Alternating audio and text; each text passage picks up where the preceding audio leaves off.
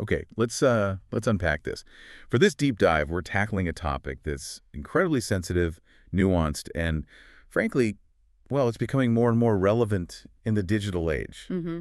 We're talking about the trend of recording intimate moments. Yeah, it's a big one. And our source material today, it gives us a really interesting window into this. It's from a conversation on a Vietnamese podcast. Right, it features the host and three young guests, and what's fascinating is how each one brings a really um, distinct perspective, shaped by their own experiences, their own viewpoints. Absolutely. You hear from someone who seems, well, pretty comfortable with the idea, almost seeing it as like a natural evolution of intimacy. Then there's another voice, much more rooted in traditional views, expressing, significant caution. And crucially, we also get the perspective of an IT professional, someone grounding the whole discussion in the very real technical landscape and all its risks. Exactly. So our mission here in this deep dive is to go beyond just summarizing what they said. We want to really analyze why some people in that conversation feel drawn to recording.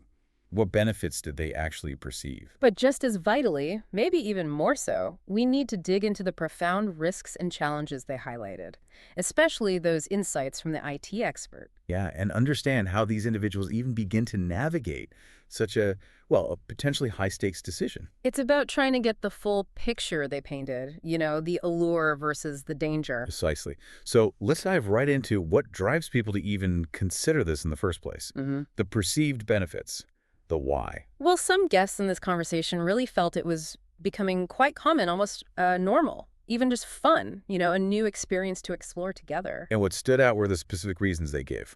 One guest talked about the excitement of watching it afterward. Yeah, genuinely seeing it as a way to capture and preserve what they felt were beautiful moments and memories, like actual keepsakes. That's interesting, treating it like I don't know, a digital photo album of intimacy. Sort of, yeah. And another angle mentioned was that the process itself, deciding to record, which requires mutual consent and open communication, Right. that could actually increase the connection and trust between partners. The act of agreeing becomes like a bonding experience. Right. The vulnerability involved, the trust required just to even talk about it. Hmm. And there was also just a strong current of simple curiosity. One guest put it really plainly, just wanting to try it to see, exploring their own body, how they interact as a couple during sex.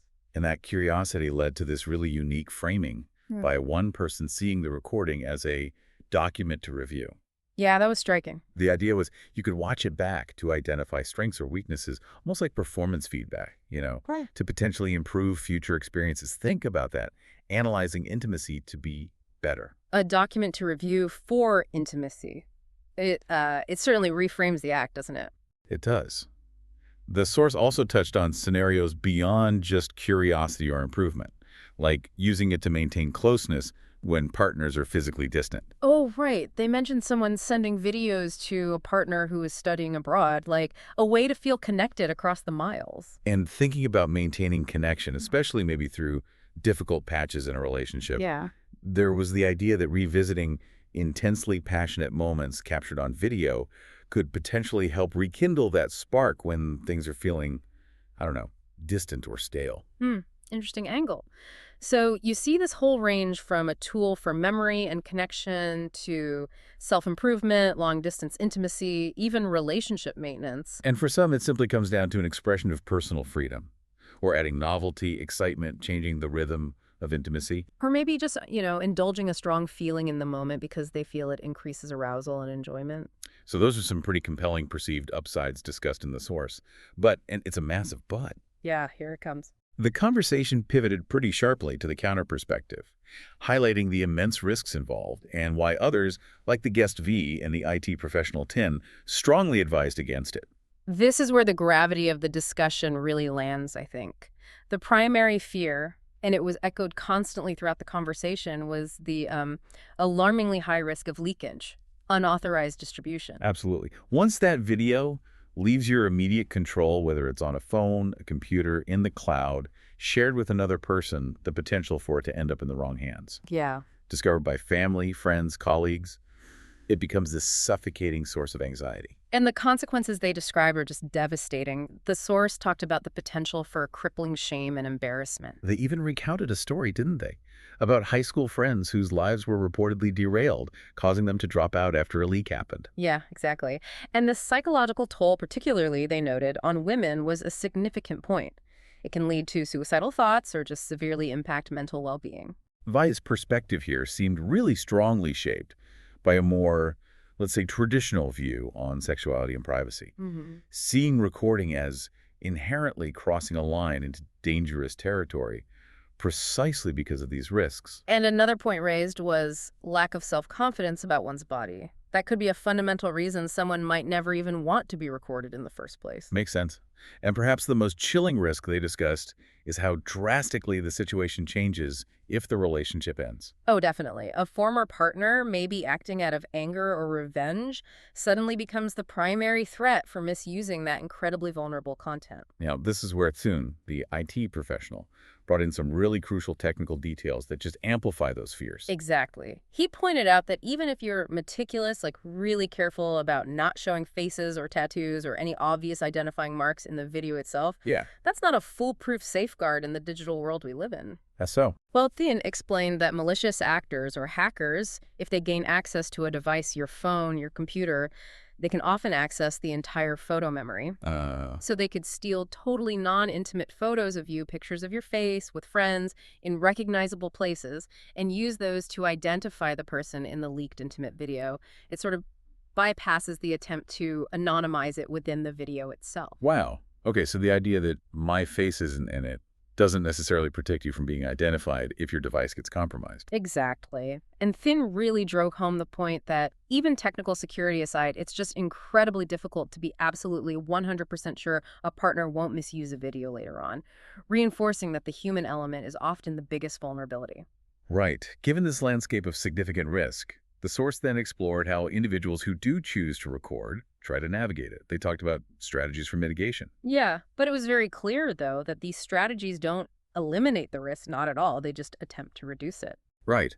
The absolute baseline they stressed repeatedly was mandatory, enthusiastic mutual consent. Both partners must be fully on board.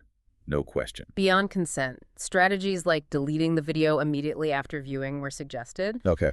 Choosing a partner who is perceived as highly trustworthy was seen as vital, though, the caveat about trust being broken kind of hung heavy over that point. Naturally. Practical steps included trying to avoid showing faces or any unique identifying features, though again, Thien's technical point adds that layer of complexity there. Mm-hmm. And fundamentally, keeping the video strictly and solely between the two people involved was paramount. Don't share it further. They also discussed secure ways to share files, didn't they? Mentioning methods like Facebook's secret chat with a timer or Telegram. Yeah, but they quickly followed up with the reminder that even those accounts can be hacked. True. Encrypting or password protecting files sent via computer was another technical suggestion from the source. Okay. An interesting point was made about direct video calls being harder to hack into in real time compared to stored files. But they immediately countered that, saying the partner on the other end can still record the call. So it brings it right back to the human risk element. Yeah, Thien's main takeaway here felt like, while hacking is a threat, the most common and significant risk, in his view, often stems from the person you actually share the video with, a former partner misusing it. That seems plausible. And on the defensive side, they mentioned being observant during intimacy, looking for any signs of secret recording or hidden cameras. Wow, that's intense. Yeah. There was a brief mention of special lights that might detect active cameras, but the source expressed some uncertainty about how effective those really are in all situations. Okay, so those are the layers of attempting to manage the risk before or during recording. But a really critical part of the conversation addressed the crisis point. What happens if a video is leaked? Or if you discover you've been secretly recorded? Yeah, this section was quite heavy, focusing on crisis management. The advice started with the crucial need for psychological preparation, just acknowledging the potentially devastating impact. And the immediate focus is providing comfort and reassurance to the affected partner. That's paramount. Absolutely. And then creating distance physically, emotionally from the inevitable flood of negative comments and social media judgment, just getting away from it. Seeking support from trusted family and friends was a key recommendation. And for serious situations, reporting the issue to the police was deemed necessary. Getting professional psychological help was also strongly emphasized, especially for the partner who might be more vulnerable or more impacted by the whole thing. There was even a mention, kind of a desperate measure, of trying to pay websites to remove the content quickly, Yeah. though the source didn't really delve deep into the feasibility or ethics of that. Right. And one of the guests offered this really bold psychological strategy, trying to reframe the situation mentally, focusing on the perpetrator's legal risk, their potential imprisonment, rather than dwelling on the victim's shame. That's a powerful flip, isn't it? Shifting the focus from personal shame to the leaker's criminal act. Yeah. They also noted that pleading or begging the leaker can actually be counterproductive. It might even embolden them. And throughout this crisis scenario, the source highlighted the need for the supportive partner to remain calm, to help the affected person make rational decisions, recognizing that panic is a very likely initial reaction. Makes sense. You need a clear head in that situation. The conversation also tackled a very common, perhaps awkward scenario. Yeah. How do you handle it if your partner suggests recording and you're just not comfortable with the idea? Yeah, this is crucial. Vi offered a very clear, very firm approach. Direct and unequivocal refusal. Just say no. Basically, she stressed the importance of stating your reasons clearly, their personal comfort level, how it might negatively impact your enjoyment of the intimacy, and pointing directly to the inherent risks. And she was prepared to challenge the partner's motivation if they pushed, right?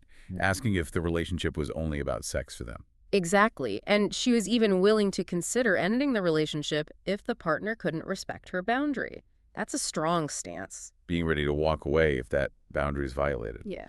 Now, Sem's suggested approach for refusal also centered on clearly explaining the risks and consequences. Right, but he specifically mentioned differentiating it from a lack of trust in the partner, focusing more on the nature of the technology and potential misuse rather than questioning the partner's character directly. That's a subtle difference.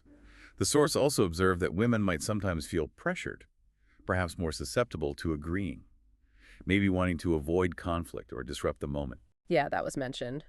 But the source reiterated that a clear, direct no is effective and necessary. Ultimately, the consensus echoed throughout the whole conversation was that mutual consent means exactly that.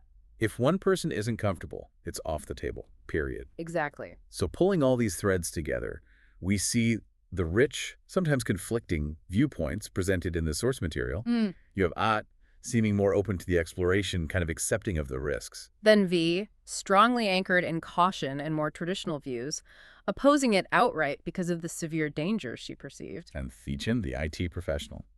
While acknowledging the perceived benefits others mentioned, he ultimately came down firmly on the side of advising against it, just from a pragmatic risk and security perspective. Yeah, emphasizing how incredibly difficult it is to truly control who sees that video once it exists. So the source really concluded by emphasizing what feels like the most significant takeaway.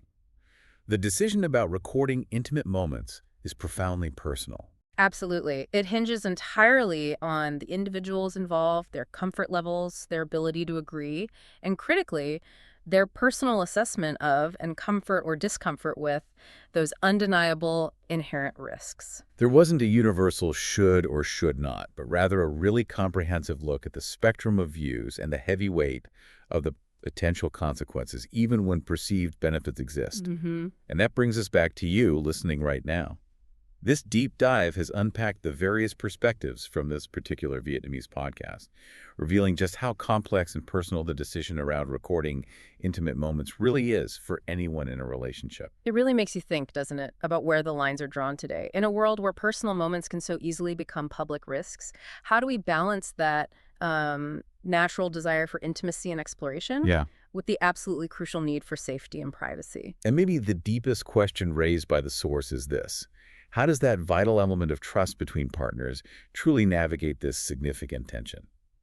It's certainly something to mull over. Absolutely. If this conversation has sparked more questions for you, or perhaps if you have another topic you'd like us to dive into, we'd genuinely love to hear from you. Just drop us an email at podcastvnsets.net. That's PODCASTVNSETS.net.